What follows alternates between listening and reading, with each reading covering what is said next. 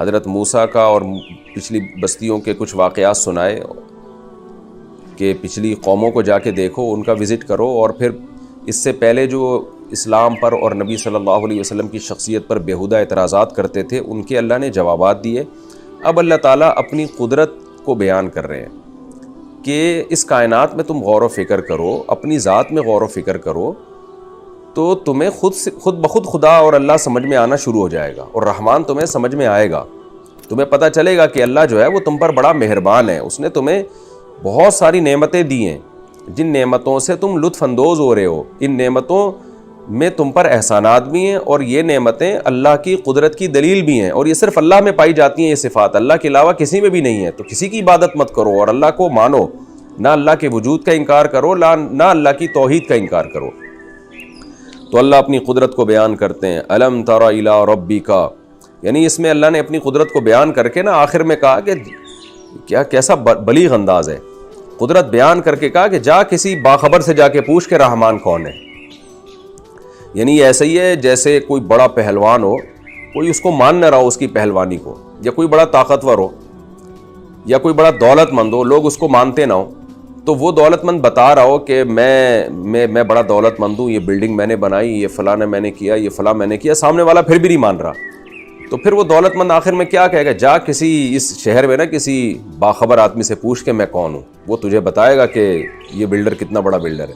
تو اللہ میاں کا بھی یہی انداز ہے اللہ تعالیٰ کا، اللہ نے پہلے اپنی قدرت بیان کی اور اپنے کمالات بیان کیے، اور پھر اللہ نے کہا یقین نہیں آتا جا کسی ولی اللہ سے جا کے پوچھ، یعنی جو اللہ کی معرفت رکھنے والے اللہ والے لوگ ہیں یا پیغمبر ہیں، ان سے جا کے پوچھو، تمہیں پتہ چلے گا رحمان کون ہے۔ تم تو دنیا کی زندگی میں مست ہو کے رحمان کو بھول گئے ہو، نعمتوں سے فائدہ اٹھا رہے ہو، قدرت کی نمونے صبح و شام دیکھ رہے ہو اور ان چیزوں میں تحقیقات بھی کر رہے ہو، مگر خدا کو اپنی ڈکشنری سے تم نے نکال دیا ہے۔ الم تر الی ربک، اے مخاطب کیا تو نے دیکھا نہیں ہے؟ پچھلے رکوع میں تھا نا کہ کیا ان لوگوں نے لوط علیہ السلام کی قوم کی بستیوں کو نہیں دیکھا؟ تو اب اللہ کہہ رہے ہیں وہ تو بستیاں دور ہیں، یہ جو صبح شام تمہیں خدا کی قدرت کے نظائر نظر آ رہے ہیں تو تمہارے سامنے۔ الم تر الی ربک، اے مخاطب کیا تو نے دیکھا نہیں ہے؟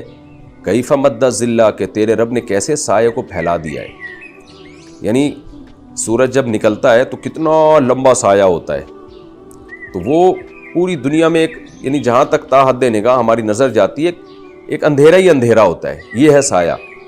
وَلَوْ شَاءَ لَجَعَلَهُ سَاكِنًا، وہ چاہتا ہے تو اس کو روک دیتا وہاں پہ، یعنی سورج کی گردش کو روک دیتا اور سایہ وہیں سٹاپ ہو جاتا، تمہیں دھوپ کبھی ملتی ہی نہیں، تو لمبے لمبے سائے ہی ہوتے۔ لیکن کیا ہے ثُمَّ جَعَلْنَا الشَّمْسَ عَلَيْهِ دَلِيلًا، پھر ہم نے بنایا سورج کو اس سائے کی ایک علامت، دلیل بنایا۔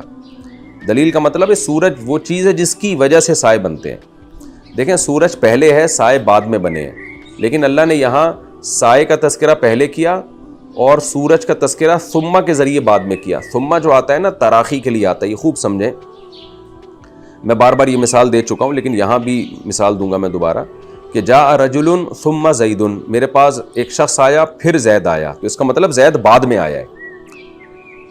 لیکن یہاں جو ثم ہے نا، قرآن میں جو ثم کا لفظ استعمال ہوتا ہے تو وہ ہمیشہ اس کے لیے نہیں ہوتا کہ یہ کام بعد میں ہوا ہے، بلکہ ہو سکتا ہے ثم کے بعد اللہ جس کام کو ذکر کر رہے ہیں وہ پہلے ہوا ہو اور پہلے والا کام بعد میں ہوا ہو، تو اس ثم کو کہتے ہیں تراخی کے لیے۔ تراخی کا مطلب اللہ گویا ایک بات کرتے ہیں پھر اس کے بعد اللہ کہہ رہے ہیں ذرا ٹھہرو میں دوسری بات بھی تمہارے سامنے کر رہا ہوں، یہ دوسری بات بھی بڑے اہتمام سے کی جاتی ہے، تو یعنی اس کو گویا ذکر میں بعد میں ذکر، ہم جب کسی بات کو بڑے اہتمام سے ذکر کرتے ہیں نا تھوڑا اسٹاپ۔ حضرت موسیٰ کا اور پچھلی بستیوں کے کچھ واقعات سنائے کہ پچھلی قوموں کو جا کے دیکھو، ان کا وزٹ کرو، اور پھر اس سے پہلے جو اسلام پر اور نبی صلی اللہ علیہ وسلم کی شخصیت پر بیہودہ اعتراضات کرتے تھے ان کے اللہ نے جوابات دیے۔ اب اللہ تعالیٰ اپنی قدرت کو بیان کر رہے ہیں کہ اس کائنات میں تم غور و فکر کرو، اپنی ذات میں غور و فکر کرو تو تمہیں خود بخود خدا اور اللہ سمجھ میں آنا شروع ہو جائے گا، اور رحمان تمہیں سمجھ میں آئے گا، تمہیں پتہ چلے گا کہ اللہ جو ہے وہ تم پر بڑا مہربان ہے، اس نے تمہیں بہت ساری نعمتیں دی ہیں جن نعمتوں سے تم لطف اندوز ہو رہے ہو، ان نعمتوں میں تم پر احسانات بھی ہیں، اور یہ نعمتیں اللہ کی قدرت کی دلیل بھی ہیں، اور یہ صرف اللہ میں پائی جاتی ہیں، یہ صفات اللہ کے علاوہ کسی میں بھی نہیں ہے، تو کسی کی عبادت مت کرو اور اللہ کو مانو، نہ اللہ کے وجود کا انکار کرو، نہ اللہ کی توحید کا انکار کرو۔ تو اللہ اپنی قدرت کو بیان کرتے ہیں الم تر الی ربک، یعنی اس میں اللہ نے اپنی قدرت کو بیان کر کے نا آخر میں کہا کہ کیسا بلیغ انداز ہے، قدرت بیان کر کے کہا کہ جا کسی باخبر سے جا کے پوچھ کے رحمان کون ہے. یعنی ایسا ہی ہے جیسے کوئی بڑا پہلوان ہو، کوئی اس کو مان نہ رہا ہو اس کی پہلوانی کو، یا کوئی بڑا طاقتور ہو یا کوئی بڑا دولت مند ہو، لوگ اس کو مانتے نہ ہو، تو وہ دولت مند بتا رہا ہو کہ میں بڑا دولت مند ہوں، یہ بلڈنگ میں نے بنائی، یہ فلاں میں نے کیا، یہ فلاں میں نے کیا، سامنے والا پھر بھی نہیں مان رہا، تو پھر وہ دولت مند آخر میں کیا کہے گا؟ جا کسی اس شہر میں نا کسی باخبر آدمی سے پوچھ کے میں کون ہوں، وہ تجھے بتائے گا کہ یہ بلڈر کتنا بڑا بلڈر ہے. تو اللہ میاں کا بھی یہی انداز ہے اللہ تعالیٰ کا.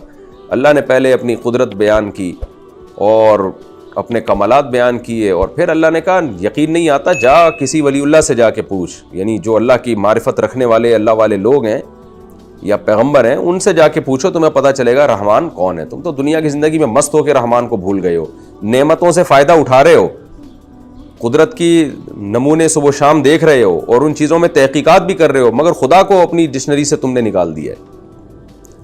الم تر الی ربک، اے مخاطب کیا تو نے دیکھا نہیں ہے؟ پچھلے رکوع میں تھا نا کہ کیا ان لوگوں نے لوط علیہ السلام کی قوم کی بستیوں کو نہیں دیکھا؟ تو اب اللہ کہہ رہے ہیں وہ تو بستیاں دور ہیں، یہ جو صبح شام تمہیں خدا کی قدرت کے نظائر نظر آ رہے ہیں تو تمہارے سامنے. الم تر الی ربک، اے مخاطب کیا تو نے دیکھا نہیں ہے کیف مد الظل، کہ تیرے رب نے کیسے سایہ کو پھیلا دیا ہے. یعنی سورج جب نکلتا ہے تو کتنا لمبا سایہ ہوتا ہے، تو وہ پوری دنیا میں ایک یعنی جہاں تک تا حد نگاہ ہماری نظر جاتی ہے ایک اندھیرا ہی اندھیرا ہوتا ہے، یہ ہے سایہ. وَلَوْ شَاءَ لَجَعَلَهُ سَاكِنًا، وہ چاہتا ہے تو اس کو روک دیتا وہاں پہ، یعنی سورج کی گردش کو روک دیتا اور سایہ وہیں سٹاپ ہو جاتا، تمہیں دھوپ کبھی ملتی ہی نہیں، تو لمبے لمبے سائے ہی ہوتے. لیکن کیا ہے ثُمَّ جَعَلْنَا الشَّمْسَ عَلَيْهِ دَلِيلًا، پھر ہم نے بنایا سورج کو اس سائے کی ایک علامت، دلیل بنایا. دلیل کا مطلب ہے سورج وہ چیز ہے جس کی وجہ سے سائے بنتے ہیں. دیکھیں سورج پہلے ہے، سائے بعد میں بنے ہیں، لیکن اللہ نے یہاں سائے کا تذکرہ پہلے کیا اور سورج کا تذکرہ ثم کے ذریعے بعد میں کیا. ثم جو آتا ہے نا تراخی کے لیے آتا ہے، یہ خوب سمجھیں. میں بار بار یہ مثال دے چکا ہوں لیکن یہاں بھی مثال دوں گا میں دوبارہ کہ جاء رجل ثم زید، میرے پاس ایک شخص آیا پھر زید آیا، تو اس کا مطلب زید بعد میں آیا ہے. لیکن یہاں جو ثم ہے نا، قرآن میں جو ثم کا لفظ استعمال ہوتا ہے تو وہ ہمیشہ اس کے لیے نہیں ہوتا کہ یہ کام بعد میں ہوا ہے، بلکہ ہو سکتا ہے ثم کے بعد اللہ جس کام کو ذکر کر رہے ہیں وہ پہلے ہوا ہو اور پہلے والا کام بعد میں ہوا ہو. تو اس ثم کو کہتے ہیں تراخی کے لیے. تراخی کا مطلب اللہ گویا ایک بات کرتے ہیں پھر اس کے بعد اللہ کہہ رہے ہیں ذرا ٹھہرو میں دوسری بات بھی تمہارے سامنے کر رہا ہوں. یہ دوسری بات بھی بڑے اہتمام سے کی جاتی ہے، تو یعنی اس کو گویا ذکر میں بعد میں ذکر، ہم جب کسی بات کو بڑے اہتمام سے ذکر کرتے ہیں نا تھوڑا اسٹاپ لیتے ہیں، رکتے ہیں، اس کے بعد ہم اس کا تذکرہ کرتے ہیں تاکہ سامنے والے کے دماغ میں یہ بات بیٹھ جائے. تو یہ جو اسٹاپ ہے یا یہ جو ہمارا ٹھہراؤ ہے یہ بتانے کے لیے نہیں ہوتا کہ بعد والا کام پہلے والے کام کے بعد ہوا ہے، بلکہ یہ بتانے کے لیے ہوتا ہے کہ دوسرے کام کو بھی اتنی ہی ویلیو دو، دوسری بات کو بھی اتنی ہی ویلیو دو جتنی پہلی بات کو ویلیو دی ہے. تو اس کو کہتے ہیں ثم تراخی کے لیے. جیسے سورہ انعام میں ہے نا الحمدللہ الذی خلق السماوات والارض وجعل الظلمات والنور ثم الذین کفروا بربہم یعدلون. اللہ نے زمین اور آسمان بنائے، پھر اس کے بعد ہوا کیا کہ کافر لوگ جو ہے وہ اللہ کے ساتھ شرک کرنے لگے. تو حالانکہ یہ مطلب نہیں ہے کہ یہ کام یوں ہوا پھر یوں ہوا، مطلب اللہ اس بات کو ویلیو دے رہے ہیں کہ ہونا کچھ چاہیے تھا، نتیجہ اس کا کیا نکل رہا ہے. اسی طرح سورہ نازعات میں بھی ہے کہ اور بھی بہت سارے، اب اس کی ڈیٹیل میں جاؤں گا تو بات لمبی ہو جائے گی. تو سایہ بعد میں بنتا ہے، سورج پہلے وجود میں آیا ہے، لیکن اللہ سورج کا تذکرہ بعد میں کرنے کہ تم دیکھتے نہیں تمہارے رب نے کیسے سایوں کو پھیلا دیا، اور اللہ چاہتا اس سائے کو روک لیتا. ثم پھر ایک بات ہم تمہیں یہ بھی بتاتے چلیں، جعلنا الشمس علیہ دلیلا، ہم نے سائے پر سورج کو ایک علامت بنایا ہے. یعنی سورج ہے جو ان سایوں کے وجود کا اور ان سایوں کو ختم کرنے کا ذریعہ بنتا ہے. تو اندھیرے بھی سورج کی وجہ سے ہوتے ہیں اور روشنیاں بھی سورج کی وجہ سے ہوتی ہیں. تو یہ ہماری قدرت ہے کہ سورج کو ہم نے تمہاری خدمت میں لگا کے اندھیرے بھی پیدا کیے اور ہم نے روشنیاں بھی پیدا کیے. تو اصل جو قدرت ہے وہ اللہ کی سایہ نہیں بلکہ وہ سورج کا وجود ہے، لیکن اس کے نتیجے میں جو سائے بنتے ہیں وہ کتنے اچھے لگتے ہیں انسان کو. اس لیے سائے کا تذکرہ اللہ نے پہلے کر دیا کہ انسان سورج سے متاثر نہیں ہے. انسان کی زندگی پر جو زیادہ اثر پڑ رہا ہے وہ تو دھوپ اور سایوں کا پڑ رہا ہے, اس کو کیا لینا دینا سورج سے. سورج نہ بھی ہوتا لیکن دھوپ ہوتی تو ہم لائف کو اسی طرح انجوائے کرتے. سورج نہ بھی ہوتا لیکن رات آتی تو ہم لائف کو اسی طرح انجوائے کرتے. اس لیے اللہ نے سائے کا تذکرہ پہلے کر دیا کہ تمہاری زندگی پہ اثرات جو پڑتے ہیں وہ سائے اور دھوپ کے زیادہ ہیں. لیکن پھر اللہ نے بتا دیا کہ اصل جو قدرت ہے وہ ہے سورج, جس کو ہم نے ان سایوں کے لیے ایک علامت اور دلیل بنایا ہے. پھر آگے اللہ فرماتے ہیں ثم قبضناہ الینا, پھر ہم کرتے کیا ہے کہ سائے کو ہم پھیلاتے ہیں جو رات کے وقت یا سورج جب صبح کے وقت طلوع ہونے والا ہوتا ہے, کتنے لمبے لمبے سائے ہوتے ہیں.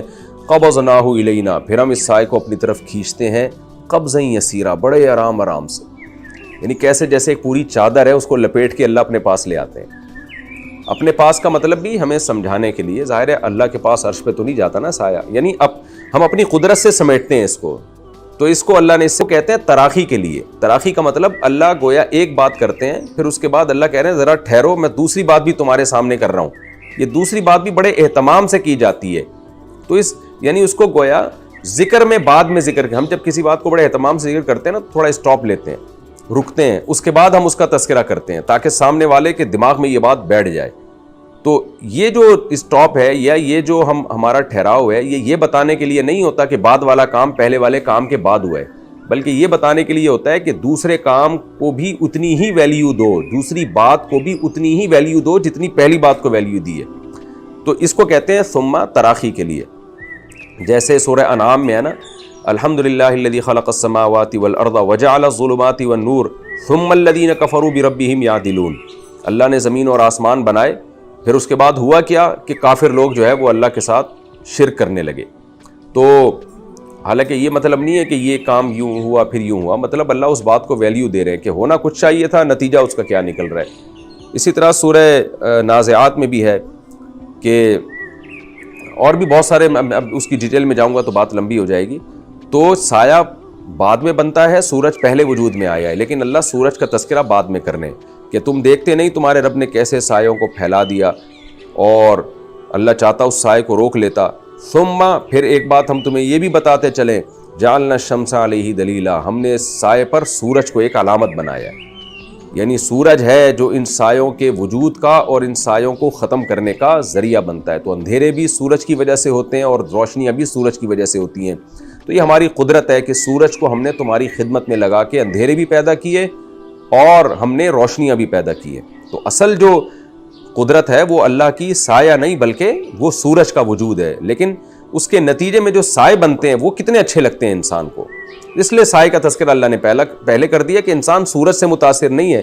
انسان کی زندگی پر جو زیادہ اثر پڑ رہا ہے وہ تو دھوپ اور سایوں کا پڑ رہا ہے. اس کو کیا لینا دینا سورج سے.